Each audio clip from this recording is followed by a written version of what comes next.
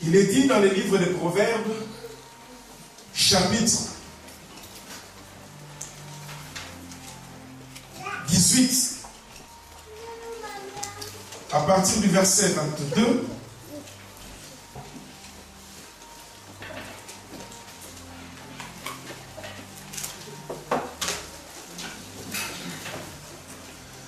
bien-aimé, je vous épargne de beaucoup de détails.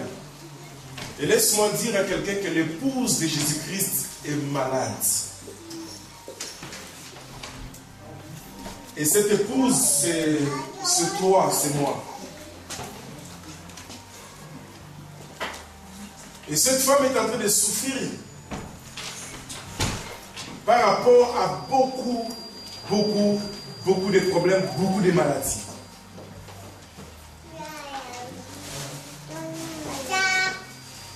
Quelqu'un dira,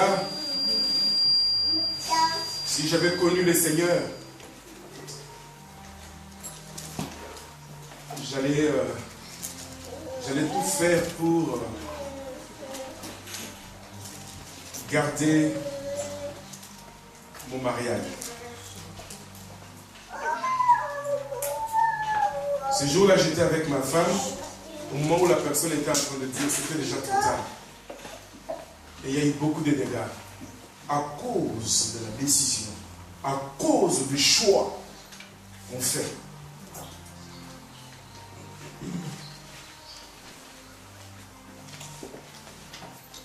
Et beaucoup disent aujourd'hui, si je suis encore là, c'est à cause des enfants. Ça veut dire que si on enlève les enfants, le mariage ne tiendra plus. Et beaucoup restent dans le foyer, rien qu'à cause de la honte. À cause de ce que les autres vont dire. La Bible dit que celui qui a trouvé une femme a trouvé une bonne chose. Alléluia. Amen. Dites Amen. Amen. Celui qui a trouvé, écoutez, suivez-moi très bien. Elle dit que celui qui a trouvé, retenez le mot celui, trouvé et femme. Celui qui trouve, une femme trouve le bonheur. Alléluia. Amen. Mais lorsque vous lisez ce texte tel que je viens de le faire, vous n'allez rien comprendre.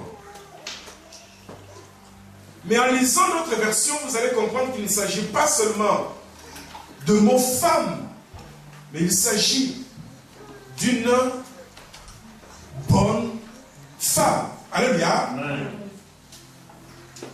Alléluia. Amen. Parce qu'il y a femme et femme. Dites Amen. Amen.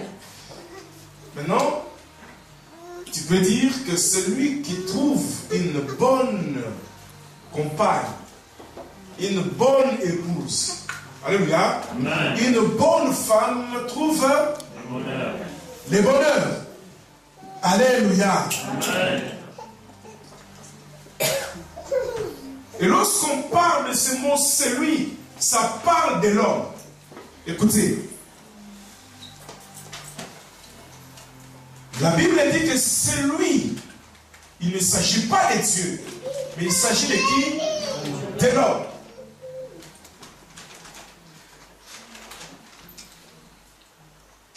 Nous sommes d'accord?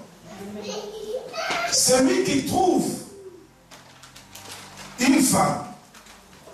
Donc, j'étais en train de dire que le mot celui, ici, parle de l'homme. Et le verbe trouver, ici, exprime une liberté. Alléluia. Amen. Exprime une liberté. C'est-à-dire que Dieu a donné à l'homme la responsabilité de faire quoi? De choisir. Amen. Dieu a donné à l'homme cette responsabilité de faire quoi? De choisir. Et ce choix doit être basé sur la connaissance qu'on a de la chose ou de la personne. Amen.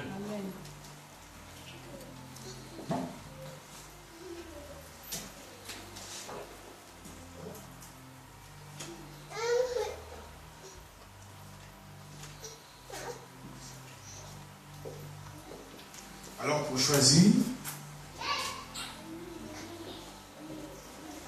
bien sûr, il faut trouver. Amen. Et pour trouver, il faut quoi? Il faut chercher. Alléluia. Amen. Il faut chercher.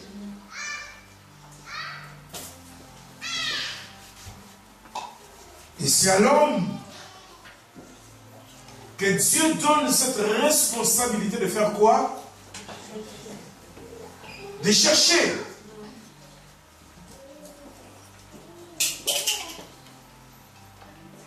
Avec bien sûr l'aide de qui? L'aide de Dieu.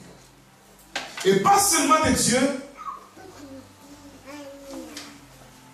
mais aussi d'une personne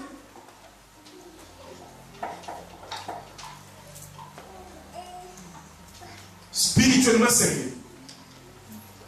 Alléluia. Amen. Et doté d'une honnêteté avérée. Ça veut dire que ton choix a besoin d'une consultation. Ça veut dire que ton choix a besoin d'un avis, d'un conseil.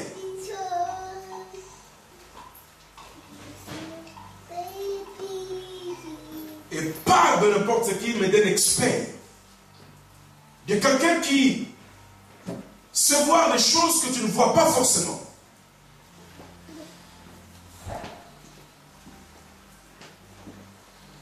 Et si nous lisons la Bible dans le livre de Matthieu, chapitre 7, rapidement, le verset 7 à 8, Sœur Gladys. Matthieu 7, verset 7 à 8. Demandez et l'on vous donnera. Demandez et on vous donnera. Cherchez et vous trouverez. Cherchez et vous trouverez. Mais qui va chercher? C'est Dieu? C'est moi. Alléluia. Cherchez et vous trouverez. Ensuite, frappez et l'on vous ouvrira. Car quiconque demande reçoit. Celui qui cherche trouve. Celui qui cherche trouve. Alléluia. Et l'on ouvrira à celui qui frappe. Et on ouvrira à celui qui frappe. Donc, ça confirme que c'est à l'homme de faire quoi?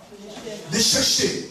Tu ne peux pas trouver si tu ne cherches pas. Et Dieu lui-même dira quoi? J'ai trouvé l'homme selon. Donc c'est que Dieu était à la recherche de cet homme-là. Alléluia. Amen. Et le jour où il avait trouvé David, il a libéré une déclaration, il a fait une déclaration: j'ai trouvé l'homme qui correspond à mes désirs. Alléluia.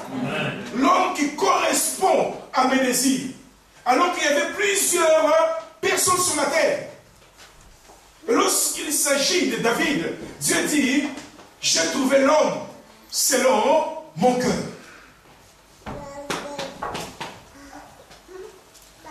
Bien-aimé, le choix, pour moi, est une décision. Il n'y a pas de choix sans décision. Et le choix est constitué d'un groupe d'éléments liés au sentiment.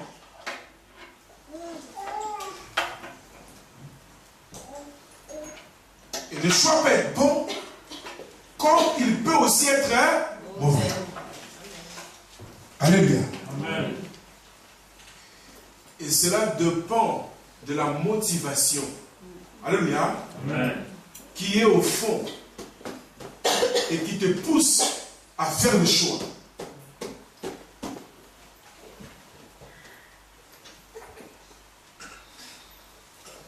On peut faire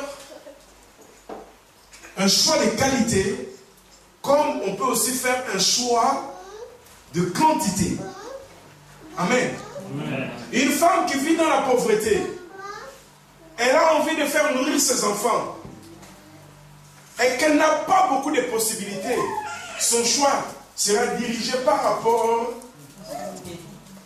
Amen. Est-ce que nous sommes ensemble? Amen. Amen. Amen. Ok. Bon, je suis en train de parler comme ça. Je vais prendre le temps de vous expliquer tout ça d'une manière claire. Et pour aider l'Église à faire attention par rapport au choix, et c'est très important.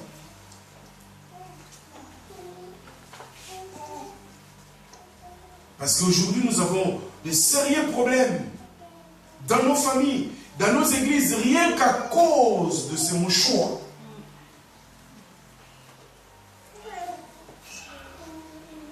Si vous ne faites pas attention, vous risquez de faire un mauvais choix et pleurer toute la vie. Amen. Je vous dis la vérité. Il y a des hommes qui pleurent, comme il y a aussi des femmes qui pleurent. Amen. Peut-être vous ne voyez pas leurs pleurs. Il y a des gens qui pleurent jour après jour. Et d'ailleurs, ils finissent par dire, si on me demandait de refaire ma vie, beaucoup ne vivons pas avec les mêmes personnes. Amen. Est-ce que nous sommes ensemble? Et lorsqu'on est dans un choix, on a la corde au cou. C'est difficile d'enlever la corde. Amen. Amen. Il n'y a que Dieu qui peut te libérer. Il faut vraiment avoir la grâce. Sinon, comme disait un homme, là où je suis, la corde est dans mon cou. Bon, ok. Nous allons rapidement avancer. Bien-aimé, c'est important cette affaire de choix. Il est vrai que Dieu a donné à l'homme cette responsabilité. Mais en même temps, il veille par rapport à cette liberté. Voilà pourquoi la Bible dit que ne faites pas de cette liberté un prétexte de vivre selon la chair. Parce que tu peux être conduit par l'esprit comme aussi tu peux être conduit par la chair. Amen. Voilà pourquoi cette liberté doit être contrôlée par la parole. L'homme est libre, certes, mais cette liberté ne doit pas être capricieuse. Elle doit obéir à une loi. Cette loi est la parole de Dieu. Nous ne pouvons pas vivre en dehors de la parole si nous disons que nous sommes véritablement des enfants de Dieu. Si quelqu'un se dit de Dieu, doit obéir automatiquement, sans discussion, à la parole de Dieu. Amen. Tu ne peux pas dire que tu es de Dieu et faire le contraire de ce que Dieu dit. D'ailleurs, un disciple, ce n'est pas seulement celui qui suit le maître, mais c'est aussi celui qui fait la volonté de son maître. Amen.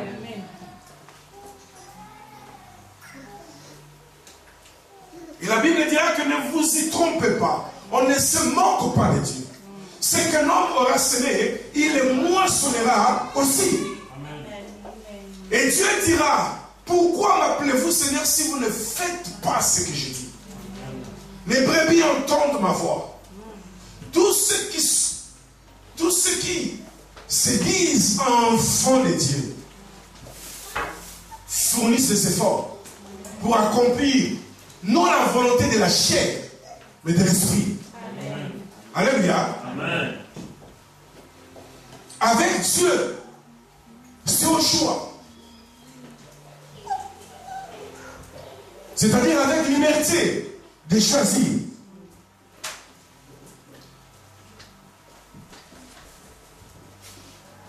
lisons Deutéronome chapitre 30. Nous allons revenir sur le texte putain de base. Deutéronome chapitre 30, le verset 19.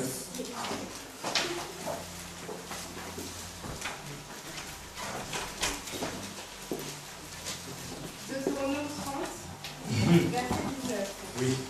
Je prends aujourd'hui à témoin contre vous le ciel et la terre. J'ai mis devant toi la vie et la mort.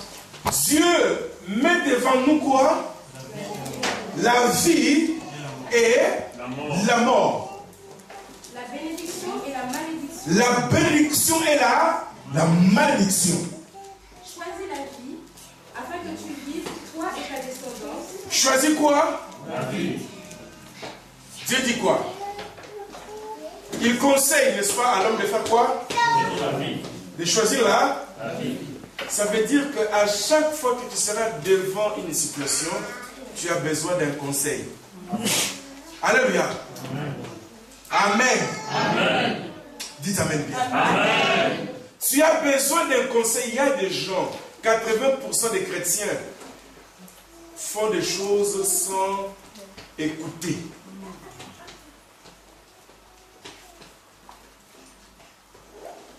Je dis bien, je suis gentil, je peux même dire 90% des chrétiens. Le pasteur au courant, au fait, il est informé. Il est informé, il n'est même pas consulté. D'ailleurs, il ne faut même pas parler. Mais pourquoi tout doit tourner autour du pasteur? Mais il se prend pour qui? Est-ce que nous sommes des bébés dans cette église? Mais c'est un chef coutumier ok.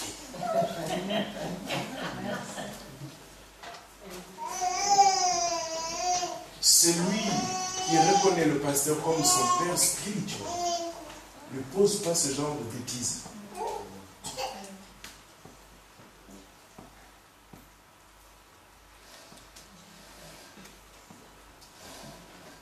Alléluia. Amen. Écoutez les paroles de Dieu. Il y a toujours quelqu'un qui est capable de voir ce que tu ne vois pas. Et si nous faisons un examen simple par rapport au choix, vous avez fait le choix. Et si, parce que le choix est lié à un résultat. Aujourd'hui, si on veut faire vraiment le bilan par rapport au résultat, vous allez vous rendre compte, si vous êtes honnête, alléluia, que vous avez pris des mauvais choix. Amen. Alléluia. Le résultat de ce que vous êtes en train de vivre vient d'un mauvais choix. D'un choix qui n'a pas été consulté. Alléluia. Dites Amen. Amen.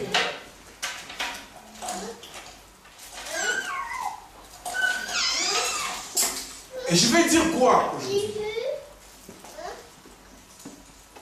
Ton choix a besoin d'être soutenu. Ton choix a besoin d'être approuvé,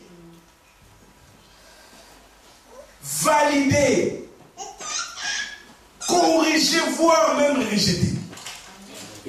Alléluia. Lorsqu'on arrive devant un conseiller, il faut que tu te prépares par rapport à toutes ces choses que je vais te citer.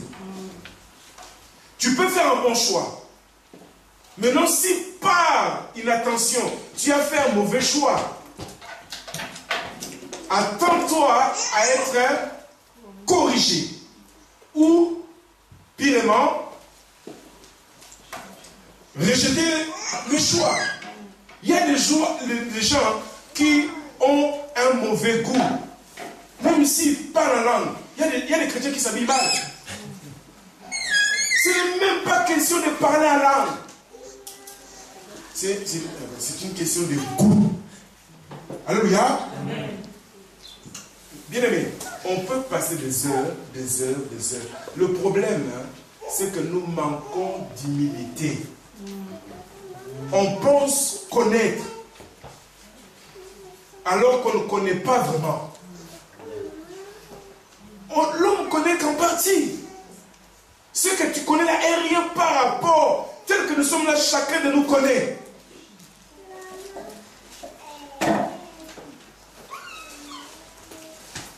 Mais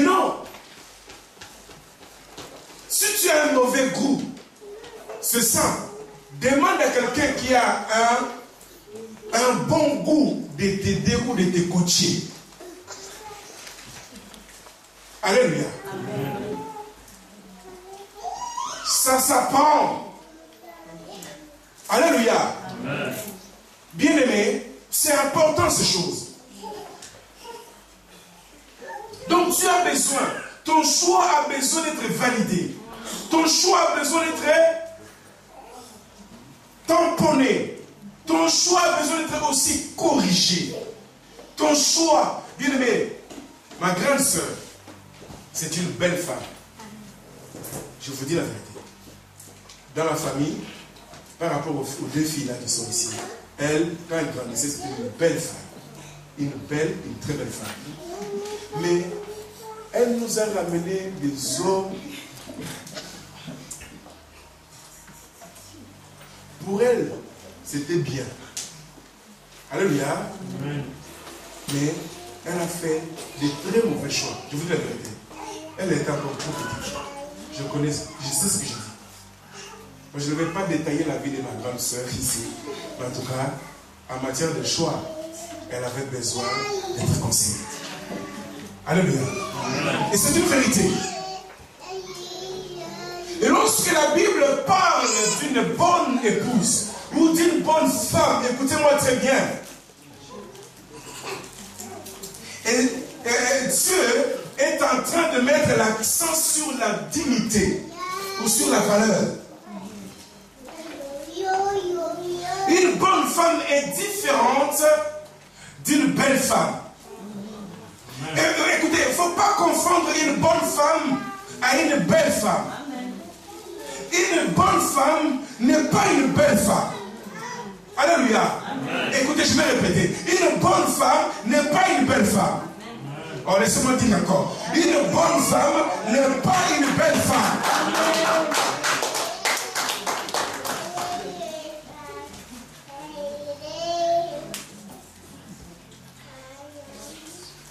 Et à l'époque, écoutez, à l'époque, il n'y avait pas des universités comme aujourd'hui. Lorsque Dieu parlait de cette bonne femme, il ne pensait pas au diplôme. Alléluia. Dieu ne pensait pas au diplôme. Est-ce que quelqu'un est en train de me suivre? Dieu ne faisait pas allusion au diplôme. Alléluia. Et lorsqu'on parle d'une bonne épouse, on parle de la dignité, de la valeur, de quelqu'un qui mérite l'estime, le respect,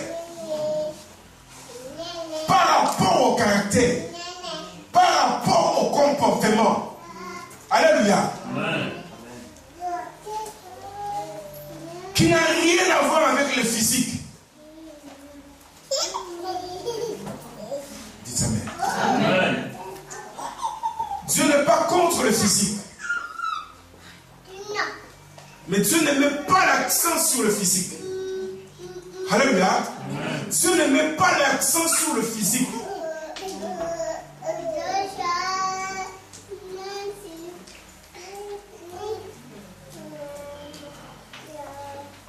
Lorsqu'on parle d'une belle femme, ça parle d'une beauté physique.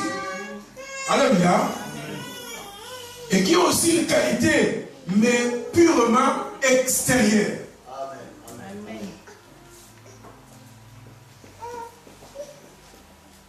C'est bien pour la chair, mais pas bon pour l'esprit.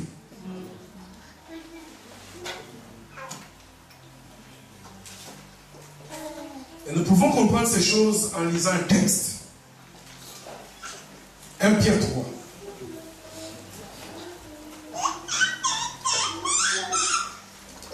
Et souvent nous lisons, celui qui trouve une femme trouve le bonheur. On ne comprend pas bien ce texte. Je pense qu'avec ce que nous sommes en train de voir, ça va nous aider à comprendre ce que Dieu dit dans le livre des Proverbes.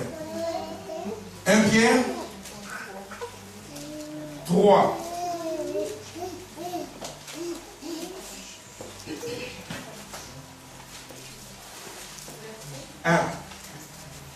Pierre 3, verset 1. Vous de même, femmes, soyez soumises chacune à votre mari, afin que même si quelques-uns n'obéissent pas à la parole, ils soient gagnés sans parole par la conduite de leur femme. Ensuite, En voyant votre conduite pure et respectueuse. N'ayez pas pour parure extérieure, cheveux, tresses, ornements d'or, manteau et blanc, mais la parure cachée du cœur, la parure personnelle, inaltérable d'un esprit doux et tranquille.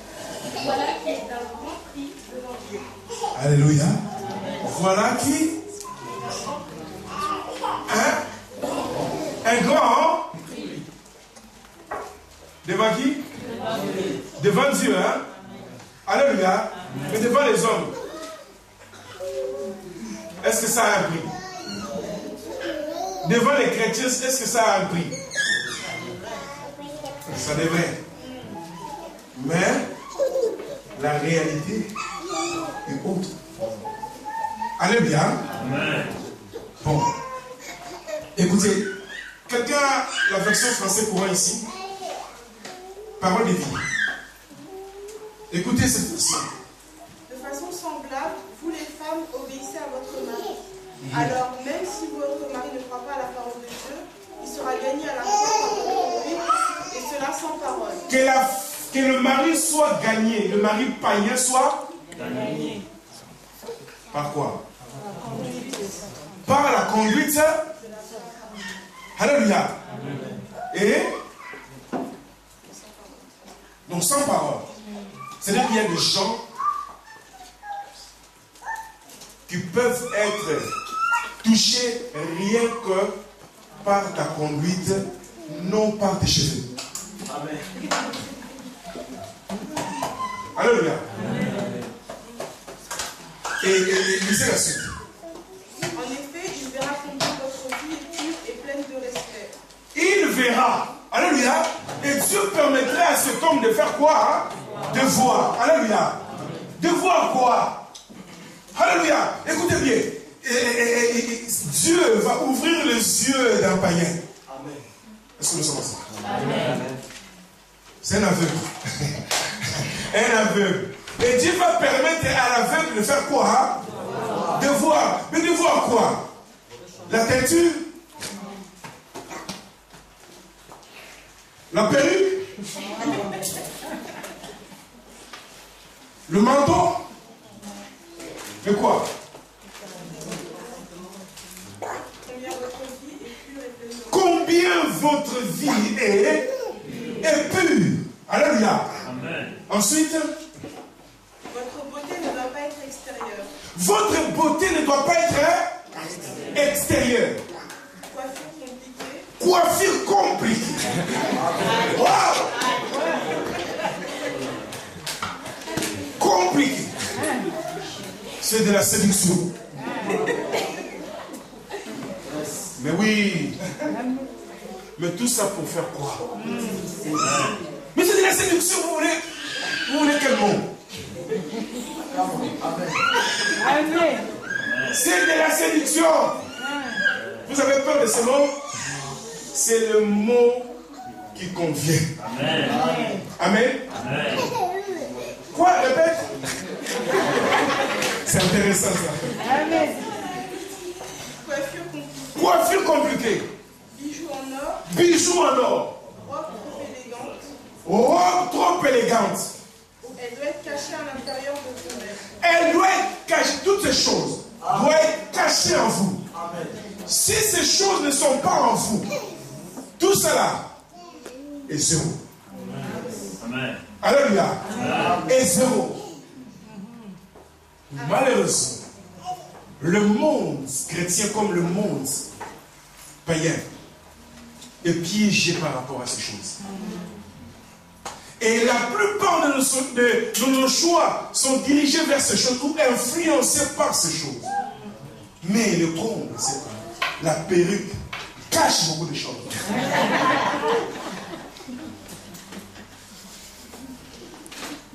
Et le fond de teint cache aussi des choses. Quand on fait appel à des gens, les filles qui sont ici. Par rapport au fond de teint. Bien aimé, le problème de fond de teint, ça a une durée. Alléluia. La perruque tombe. Je ne pouvais pas imaginer. Bien aimé, il y a beaucoup de choses qui se cachent sous la perruque. J'étais quelque part en train de faire une délivrance. Aïe, aïe, aïe, aïe, aïe, aïe. Dieu est bon. Au moment où l'onction était sur la personne. Bien aimé, la personne a été sérieusement touchée. Au moment où elle était en train de partir, il était capable, parce qu'il sentait qu'elle était en danger. Et la main était sur la tête pour sa perruque. Et ce jour-là, Dieu a dit, aujourd'hui.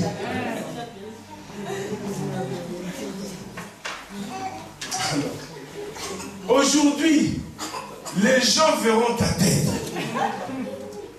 Et la personne a tout fait. Bien aimé, il y avait la puissance de Dieu sur la personne.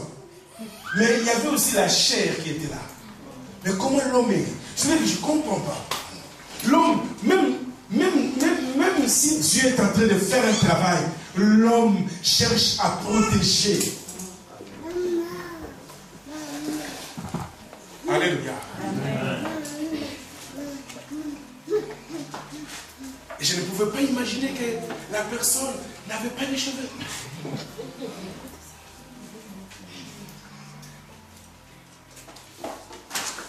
Bien aimé, il faut aller voir Dieu à chaque fois que vous me décidez. Si vous ne voulez pas être surpris.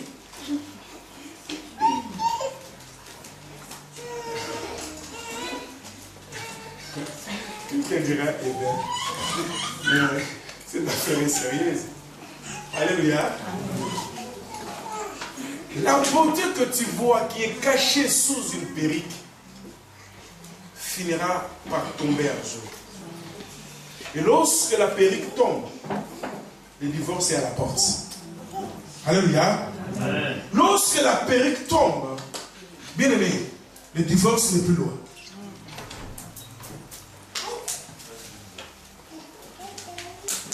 Alléluia. Amen. Donc ce texte nous révèle la position de Dieu par rapport à la beauté. Une parure, c'est quoi? C'est ce qui part, qui orne, qui embellit. D'où toutes ces choses que je vais les citer. Perruque, mèche, vêtements, fond de teint, c'est de la flatterie. Alléluia, c'est de la flatterie. Quelqu'un peut être bien habillé, mais en même temps être sorcier. Ici en Europe, comme ailleurs, des hommes qu'on voit à la télé avec succès et que les filles courent derrière, ce sont des hommes qui sont complètement plongés dans la sorcellerie. C'est ce que nos filles aiment. Alléluia. C'est ce que nos enfants aiment.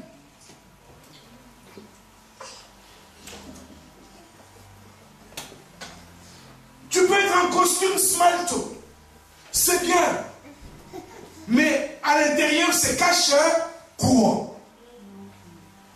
Quelqu'un peut être en Versace, en Dolce Gabbana, mais en même temps sorcier.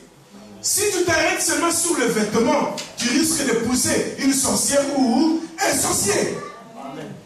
Alléluia. Amen. Voilà pourquoi ce dicton ou ce proverbe qui dit l'habit ne fait pas le moine.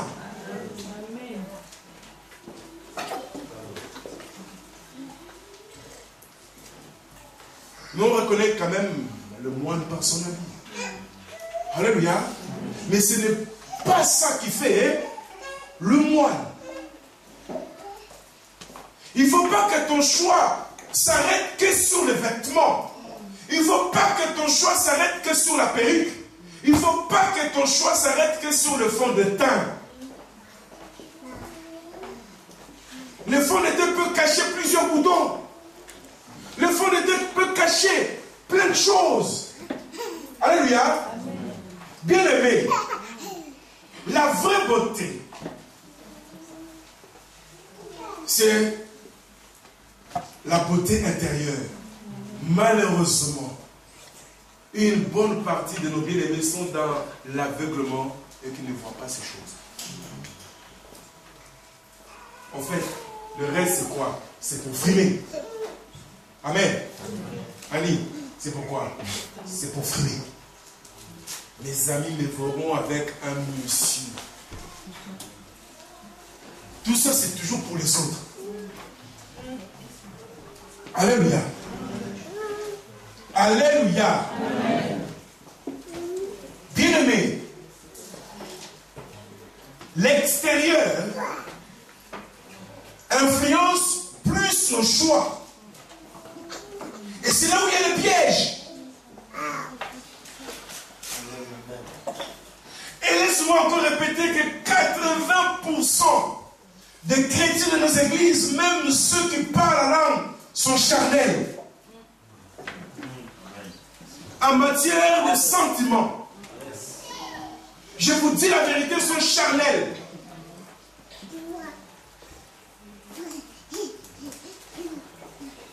Même les hommes de Dieu, même les femmes de Dieu. Nous avons l'exemple dans la Bible. Alléluia. Disons cela. Je suis venu encore dire ici qu'il est possible qu'un homme de Dieu ou un enfant de Dieu se trompe dans son choix. 1 Samuel chapitre 16.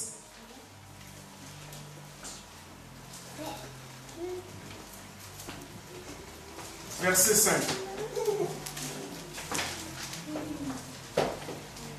Il répondit, oui, je viens pour offrir un sacrifice à l'Éternel.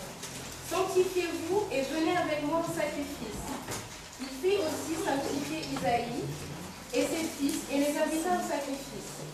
Lorsqu'ils arrivèrent, il se dit, en voyant Eliab, certainement le Messie de l'Éternel est ici devant lui. Mais l'Éternel dit à Samuel, ne prends pas garde à son apparence et à sa haute taille, car je l'ai rejeté. Il ne s'agit pas de ce que l'homme considère. L'homme regarde à ce qui frappe les yeux, mais l'Éternel regarde au cœur. Amen. Amen. Alléluia, est-ce que nous sommes ensemble? Amen. Est-ce qu'il y a une autre version? Parole de vie.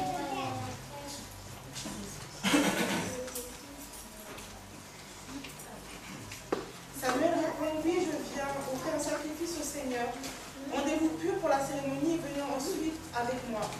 Samuel dit aussi à Jessé et à ses fils, rendez-vous pur, je vous invite au sacrifice. Quand Jessé et ses fils arrivent, Samuel voit Eliab et pense, c'est sûrement lui que le Seigneur a choisi. Qui? C'est sûrement lui que le Seigneur a choisi. Alléluia. Qui dit cela? Samuel. Il était qui? Homme de Dieu, prophète, hein? Amen. Ok. Et le Seigneur lui dit, cet homme est beau et il est grand, mais ne fais pas attention à cela. Ce n'est pas lui que j'ai choisi. Alléluia. Et nous allons nous appesantir sur ce texte-là. Alléluia. Dieu dit à son serviteur quoi? Ne te laisse pas impressionner. Alléluia. Ne te laisse pas attirer. Lorsque vous lisez d'autres versions, parce qu'on n'a pas le temps, moi j'ai récupéré tout le mot par rapport aux différentes versions. Et qui dit, en fait, c'est le Seigneur qui reprend. Qui? Samuel, le grand prophète. Et il venait juste de se tromper. Vous imaginez si Dieu n'a pas intervenu? Qui allait recevoir lui? Eliab. Amen. Qui allait recevoir lui? Or, l'huile n'était pas destinée de se poser sur la tête d'Eliab. Alléluia. Moi, il ne faut pas de la part. C'est-à-dire que si Dieu n'a pas repris rapidement, alléluia, son serviteur, et écoutez, là on ne parle pas d'un païen, on parle de quelqu'un qui avait l'huile de Dieu, qui avait l'onction de Dieu. C'était un grand prophète qui parlait de la part de Dieu. Et cet homme, lorsqu'il dit, on ne peut pas venir contester. Alléluia. Alors Dieu a vu que le choix même de cet homme était basé sur quoi? Sur la chair. Eliab était impressionné. Voilà pourquoi Dieu dirait à Eliab, ne te laisse pas impressionner. À Samuel, pardon, ne te laisse pas impressionner. Ne te laisse pas attirer. Alléluia. Et combien ont été déjà attirés, impressionnés, rien que par rapport à l'apparence.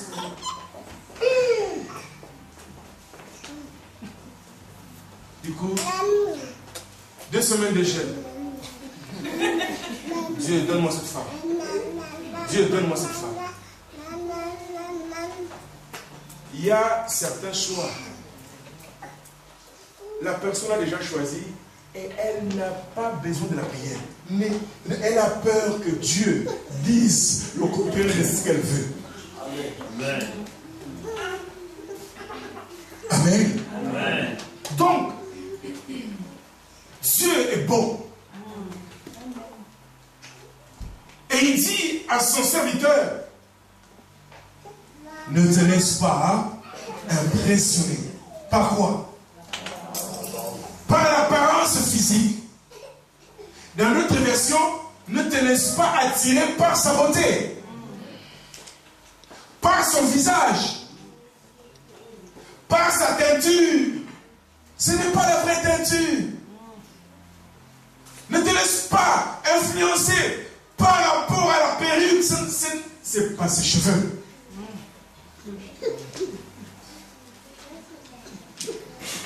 Un. Et 2, la taille imposante. Parce qu'Eliab, c'était un monsieur, un gaillard. Écoutez, il y a un dicton français, j'aime la France. Ce n'est pas biblique, mais certaines choses que les Français ont libérées, ça pouvait être marqué dans la Bible. Ils disent que la taille ne fait pas l'homme. La taille ne fait pas l'homme. Il y a des filles qui disent, moi je dois mettre 90. Et généralement, ceux qui demandent ou ils font ce genre de demande, ils sont souvent courts. Pour équilibrer leur taille, en fait, la taille de leurs enfants futurs, ils cherchent 1,90 m. C'est la chair. Alléluia. Et Dieu dit, ne te laisse pas impressionner par rapport à sa taille. Nous sommes piégés par ces deux choses. La beauté et la taille. Dieu va dire, l'homme considère ce qui frappe les regards. Il est attiré que par ça. Pas par les spirituels. Et nous avons ces choses dans nos églises malheureuses. Je disais ici que une bonne femme n'est pas une belle femme.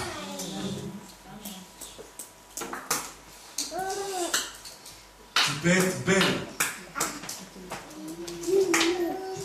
mais sans être une bonne. Alléluia. Et beaucoup se voient belles, mais elles ne sont pas de bonnes. Alléluia. Vous passez la plupart de votre temps à soigner l'extérieur au lieu de soigner l'intérieur. Voilà pourquoi l'église est dans le chaos. Parce que c'est l'extérieur qui récupère tout l'argent. L'intérieur, il n'y a rien qui est fait pour l'intérieur. Les hommes comme les filles passent leur temps à soigner l'extérieur. Ils sont comme des pharisiens.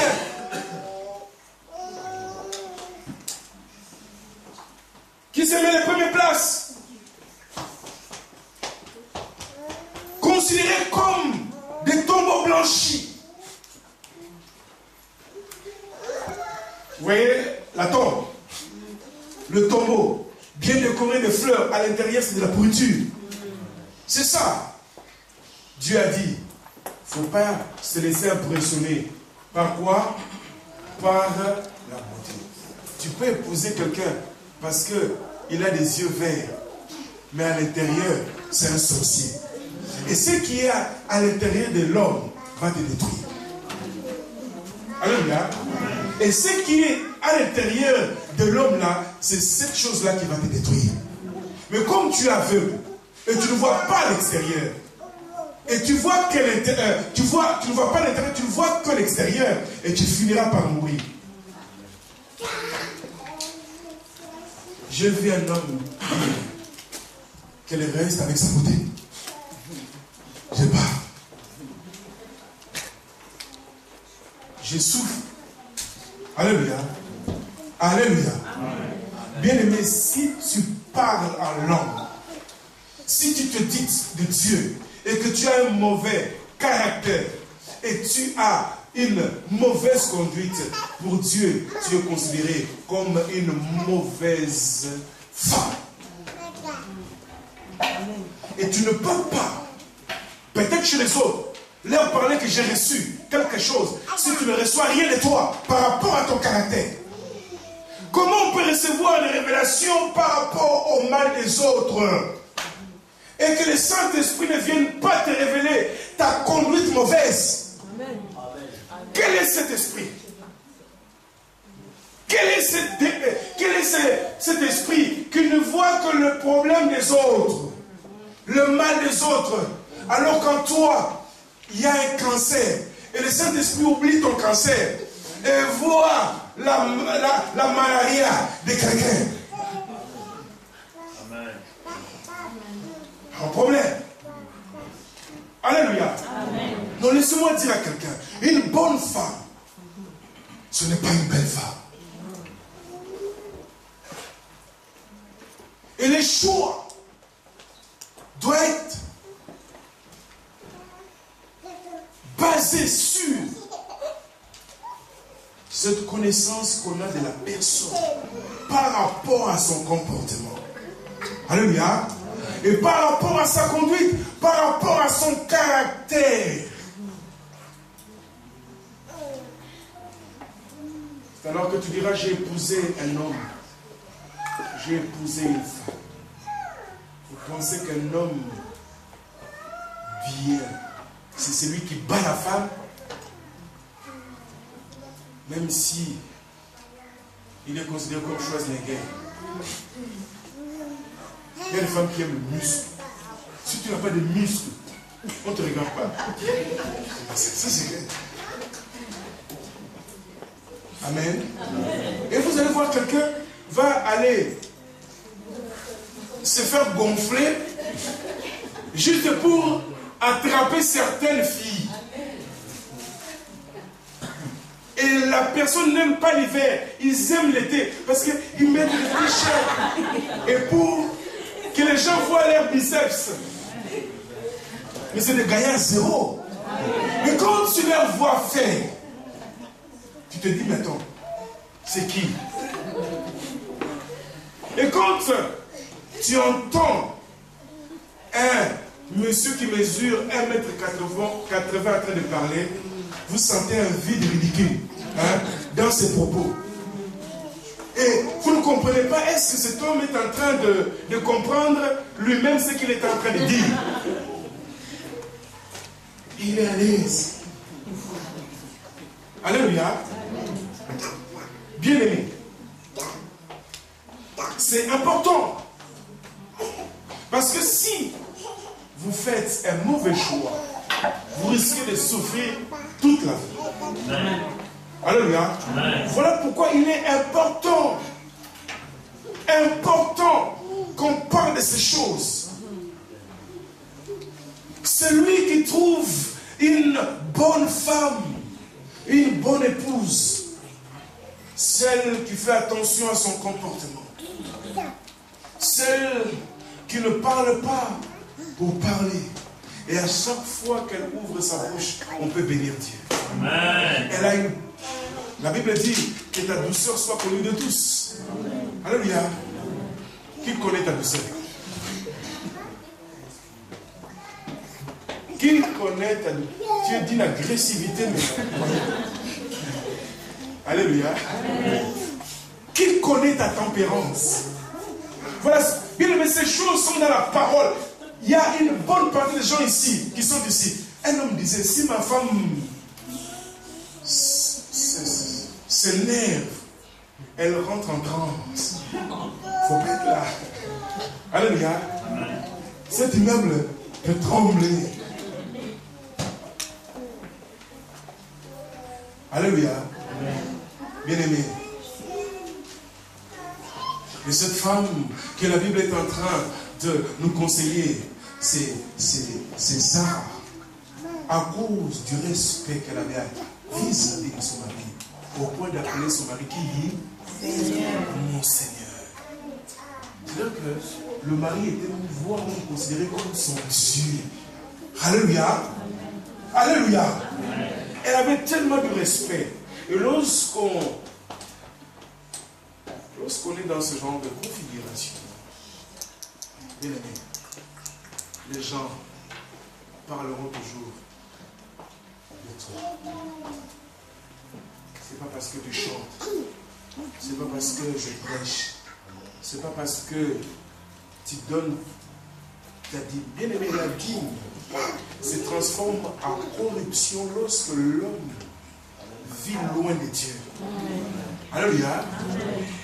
Et bien aimé, tu ne peux pas impressionner Dieu par rapport à ton argent. Alléluia. Tu peux donner 10 000 euros de dons, mais si tu ne donnes pas ton cœur, alléluia, les 10 000 devient une corruption. C'est-à-dire que tu viens corrompre Dieu. Tu n'as pas honte. Tu as quoi? Tu as tout. Alléluia. Tu as tout. Dieu n'a pas besoin de ton argent. En réalité, Dieu n'a pas besoin de tes vêtements. Dieu a besoin de ton cœur. Alléluia. Tu as besoin de ton cœur. Il faut que ton cœur soit changé. Il faut que tu acceptes ce changement. Il faut que ta conduite change aussi. Ta façon de parler. Bien-aimé, d'être. Que les gens apprécient. Nous, à chaque fois que cette personne se présente, elle nous ramène toujours la joie. Même s'il y avait le trouble ici, elle arrive, elle met un mouvement béni dans cette maison. Mais quand toi tu arrives, le visage fermé, mais tu fais peur à qui? Il n'y a rien, il y a certaines personnes, il n'y a rien, mais le visage.